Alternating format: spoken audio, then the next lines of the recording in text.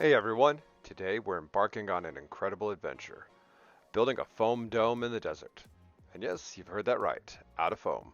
I'm the blind homesteader, and I'm here to show you that with a bit of creativity, determination, and some friends, the only limit is your imagination. So let's dive into this unique project and see how we can make the desert a little more homey. Stay tuned.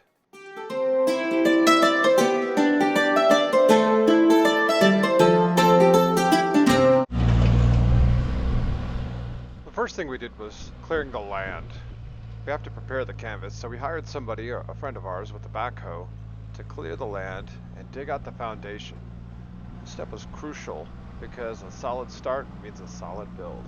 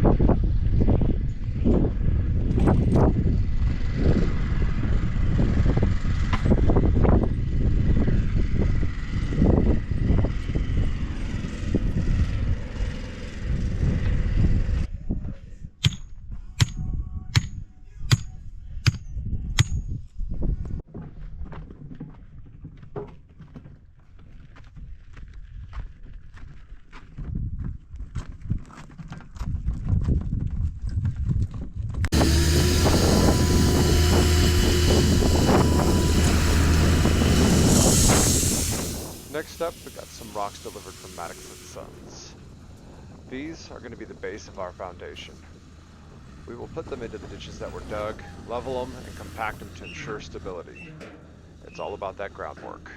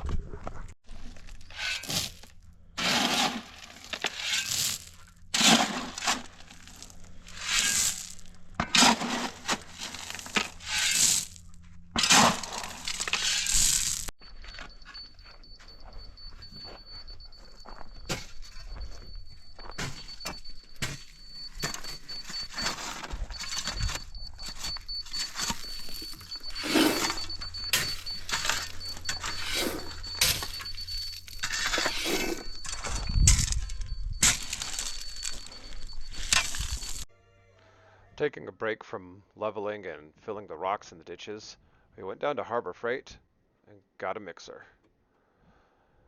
Now, this mixer right here, we had a lot of high hopes for. No more mixing the concrete and earth by hand in order to start making the hyperadobe. This thing was going to be our savior.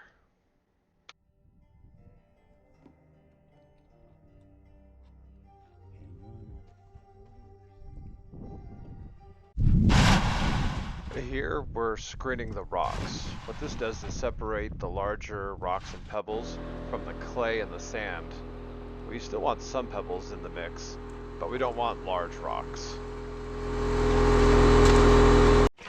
And the mixer broke. After about 15 minutes of use, the motor on it overheated. So here we are mixing it by hand.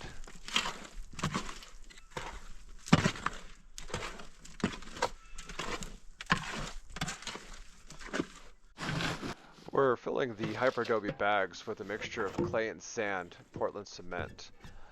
This mix will create a strong eco-friendly foundation. We'll lay these bags to form the base for the dome shell, and we will go and get another mixer so we don't have to mix all of this by hand.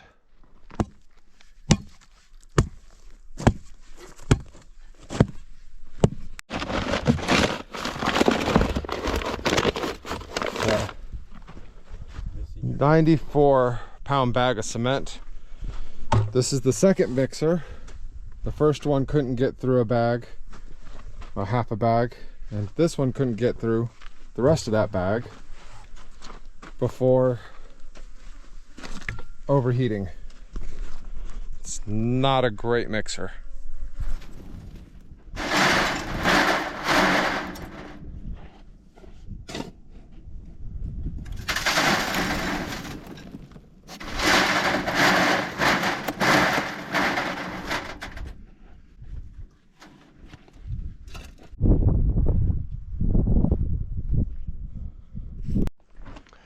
Here my son is checking to make sure that the bags that we've laid down and tamped are in fact level.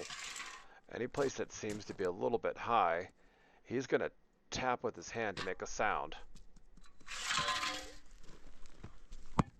And then I pound it to make it more flat or more compact. He'll check it again to make sure that it's more level, and if it is level, great. If not, we'll move on to the next spot. He'll tap it some more, and we'll just compact that a little bit more. Good.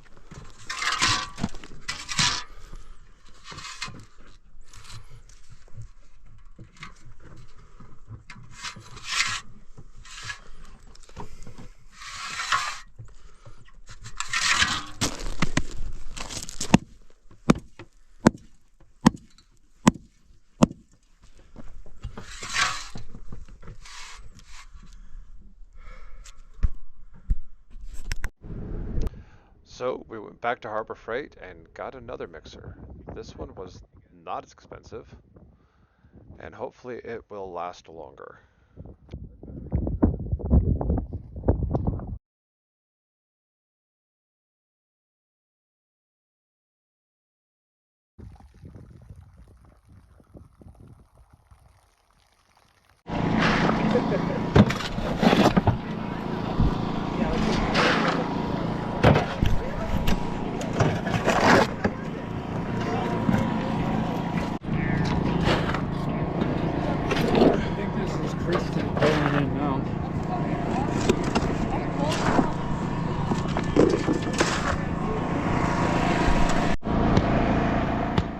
With the mixer up and running, we were able to start doing the earth bagging much faster, getting much more of the foundation completed in much less of a time. With this renewed hope, we got some friends to come over and help us keep this pace. One of them even brought another mixer just in case.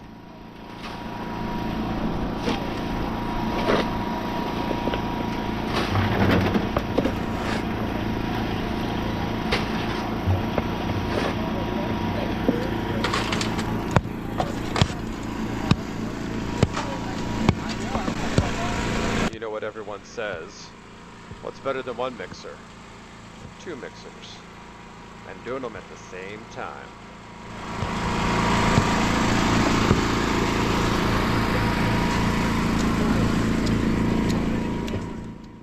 Tomorrow we're going to pour the foundation. So tonight we took a bunch of skewers and put them all over the foundation and used a laser level at nighttime to check for how far off we were from level. Most places were spot on, but any high spots we pounded down, and low spots we filled back up and tamped. Okay. For the floor, we built the forms using the 2x4s. This step is where patience really came into play, making sure that everything was perfectly aligned before the concrete comes in.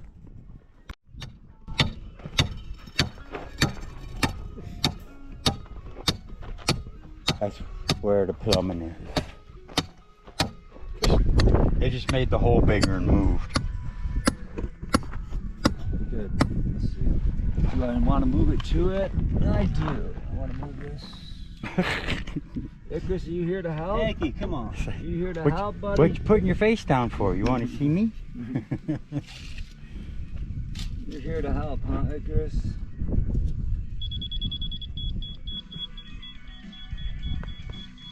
bird is already there, isn't it? What do you like to do? You like to hunt rabbits and mice? Can someone?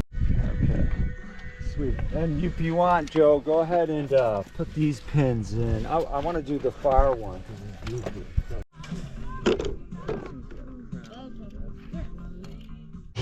Some of the tasks, like using the laser levels to make sure everything's perfectly level, requires some really good eyesight. But luckily there's jobs that I could do, like bending the rebar into cages for the forms inside the pillars to reinforce it.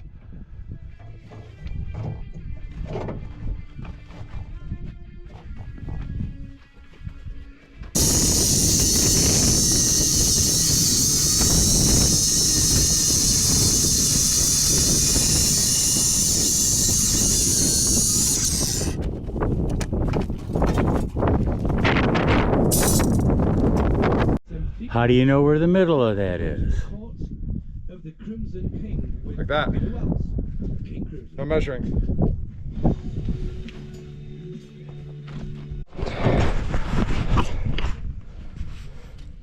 Who would have guessed it?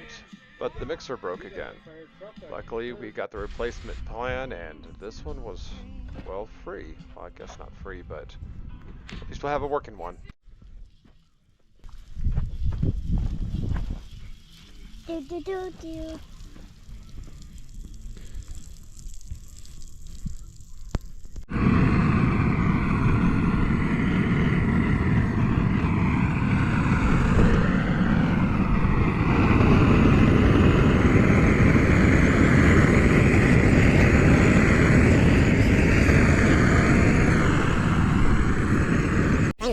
There's probably a lot of ways to remove the plastic from the 55-gallon drums we buried in the ground and filled with concrete for the pillars, but this way seemed to be the most fun.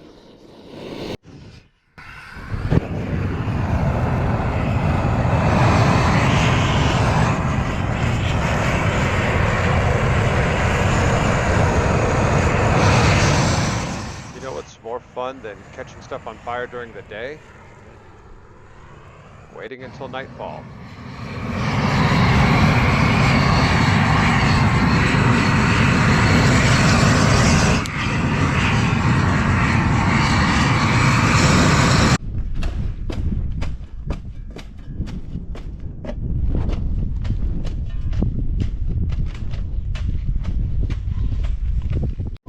Here's the part I'm most proud of on the build is when this cement truck came in to help us pour the foundation, it had to drive over the hyperadobe formwork that we made.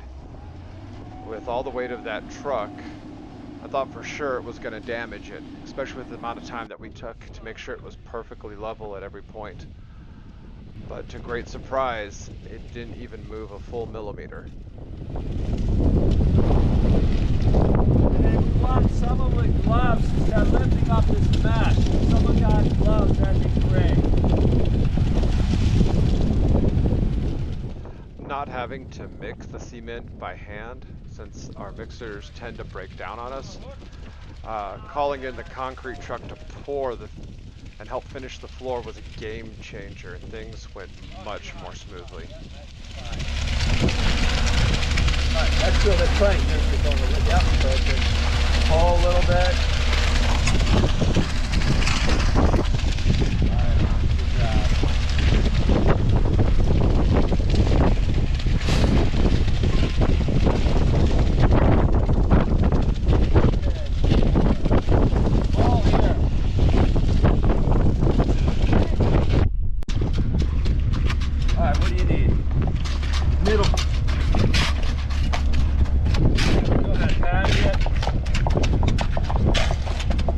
Okay, now start screaming, gentlemen.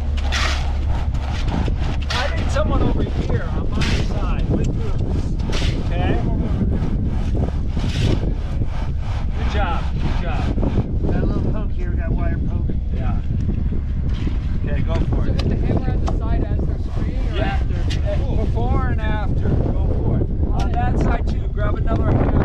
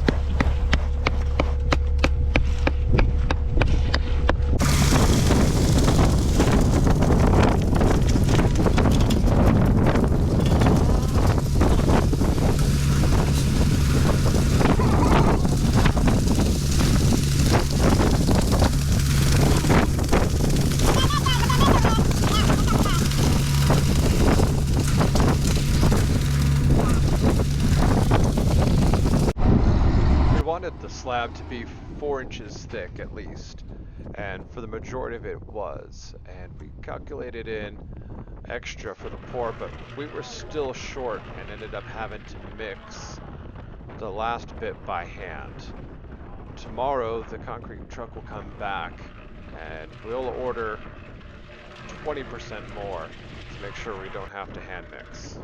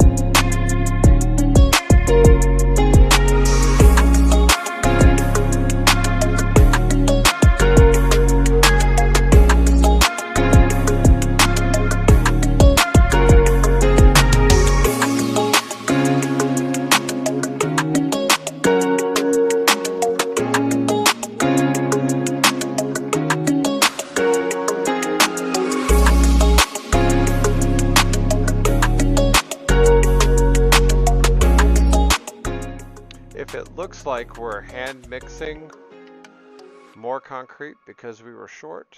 Well, that's because we were short. But it did turn out nice and the finish turned out perfect.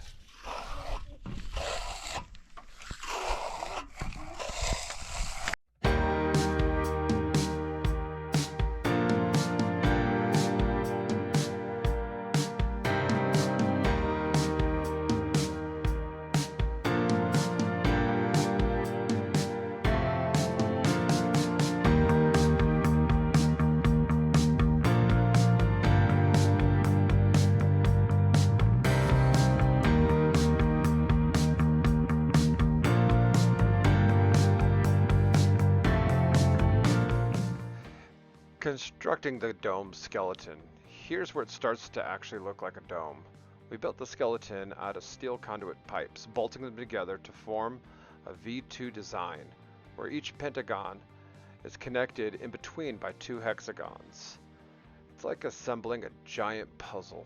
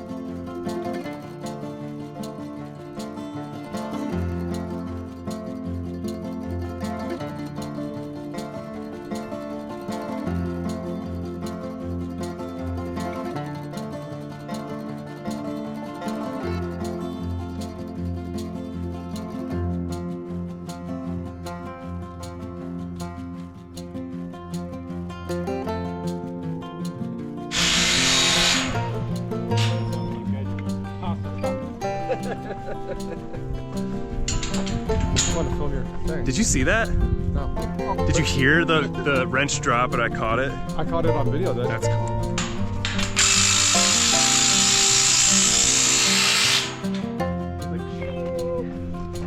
Well, let's see. You could do this.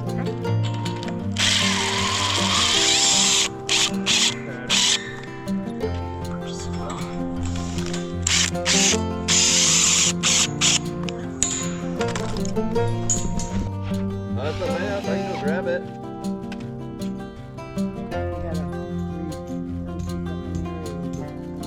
Yeah, I gotta cut that.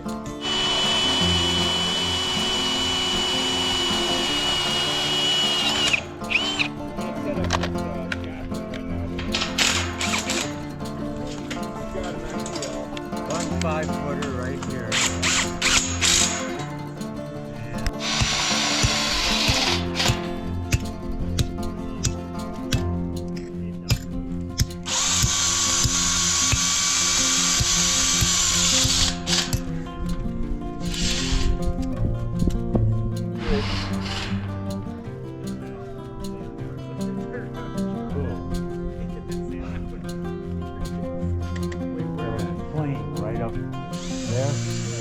was looking up and the sun was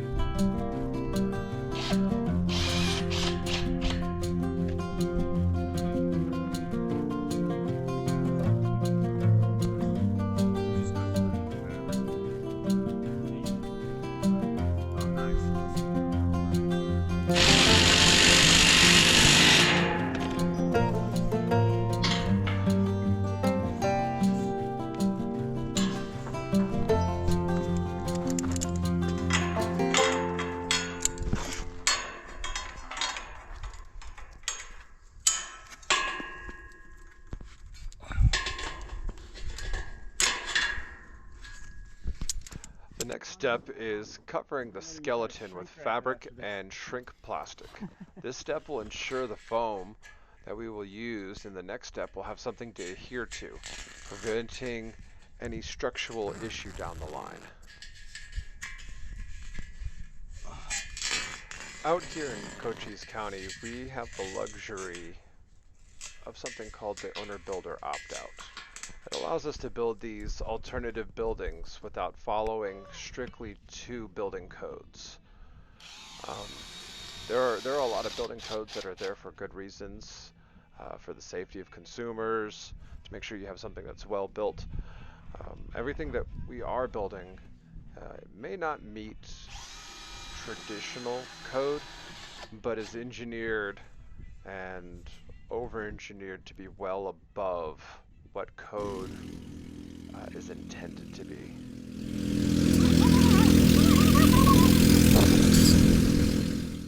It's time for the fun part, applying the closed-cell roofing foam.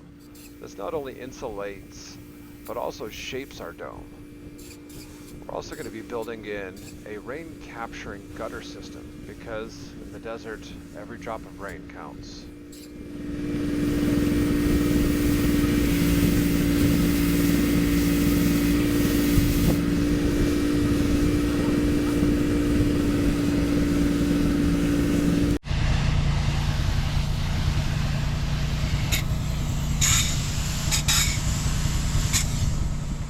What am I, blind?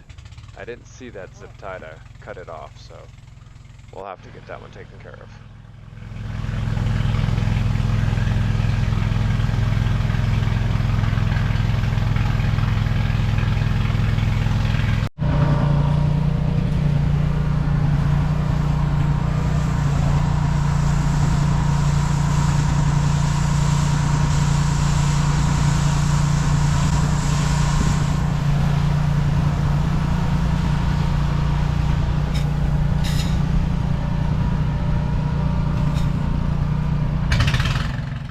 Made it this far in the video and you're thinking about getting a foam dome for yourself and you live out in southeast Arizona, you can contact up Kyle at Promise Domes. He's the one who came up with this and this is his process. I'll leave his information and links down below.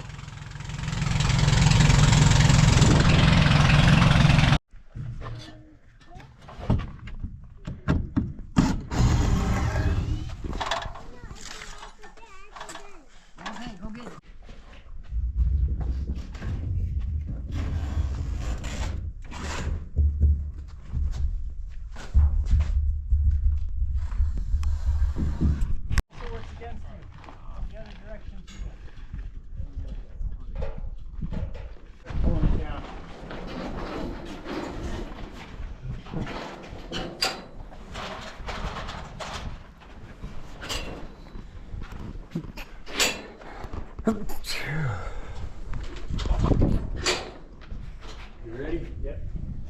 Time to do some sketchy stuff. Doo-dah, doo-dah.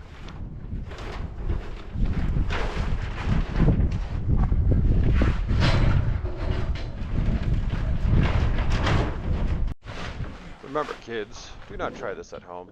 These are trained professionals, and they know what they're doing. this way? Yep. Okay.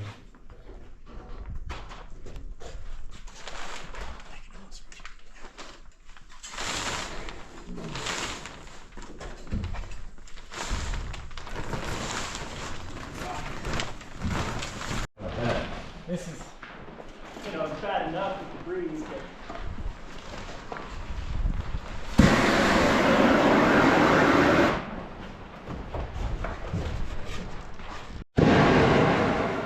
It was at this moment that Kyle realized that if he heated the plastic up, it would stick to itself, and he wouldn't have to go around and use another form of adhesive to stick the top layer to the bottom layer.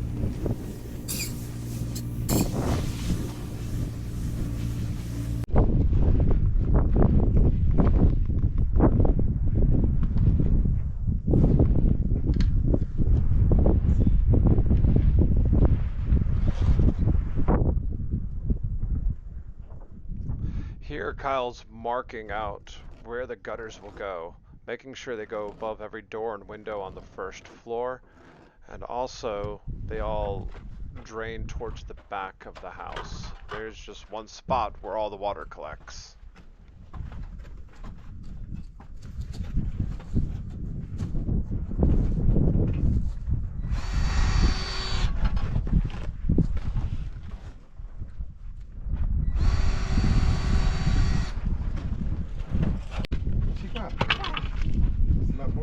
The boy go with him monster truck. I'm running away. Yeah, it's really nice. You can see that black line right through the fabric. Hey, Kyle.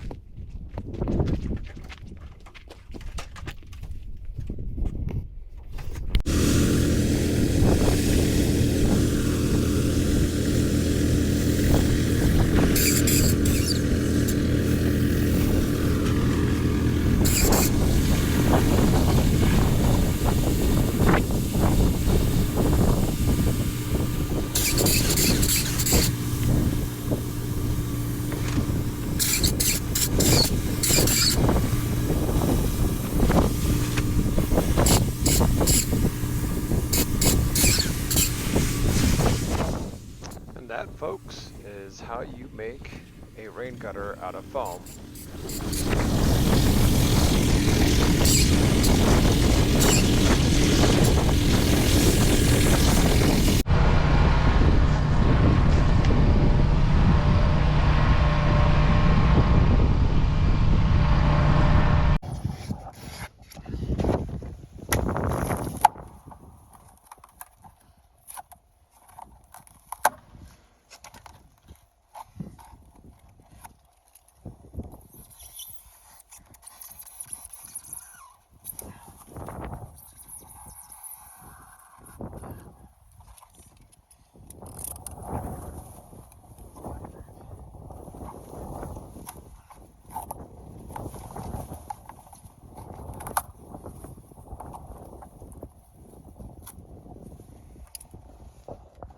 Before we could paint the dome, we had to prime it first. This helps the elastomeric paint that will go on stick better and also helps with UV protection of the closed-celled foam itself. No fasteners required, just foam your electrical boxes right to the dome itself. It'll be a part of the wall.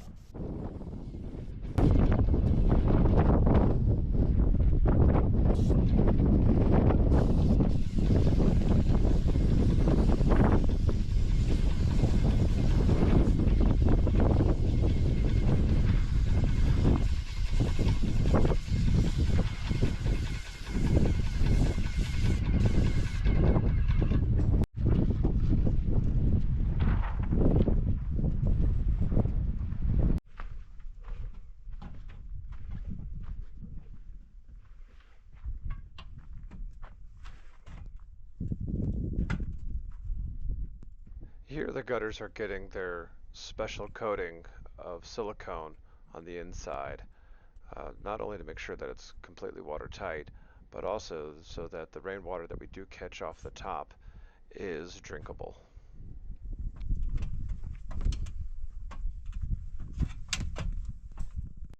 Now that the primer is dry, we had it painted with an elastomeric roofing paint. We went with the desert rose tint to blend in with the surroundings. Leave a comment below to tell me what you think.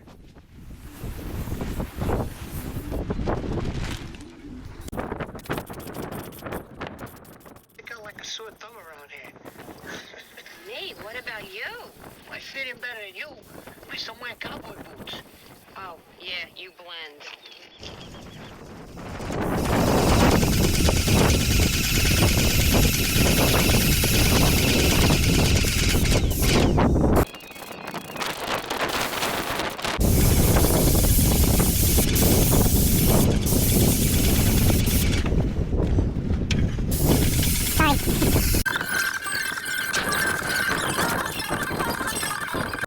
It's almost hard to believe that just a few days ago, this area here was nothing but a field of creosote bushes.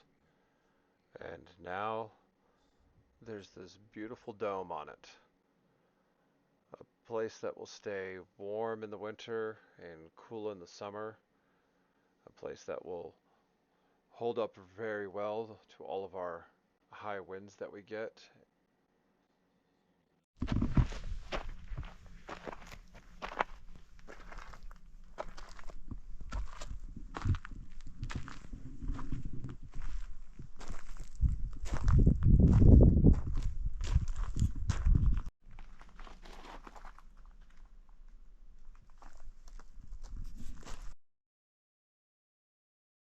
Before we call the exterior done, we're going to finally pour a front porch using a mixer that actually worked this time. This is going to be the perfect spot to enjoy the desert sunsets out here.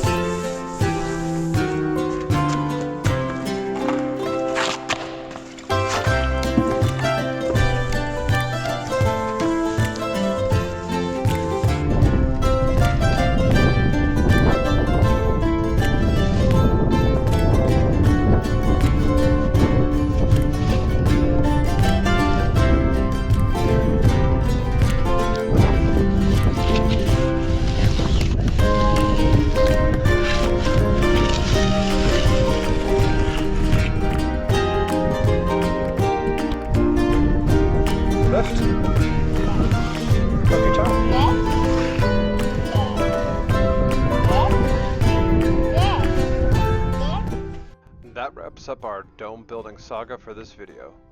Join us next time as we move inside and start on the interior of this unique foam dome. Thanks for watching, and remember, with some creativity and a bit of help, anything is possible in the desert.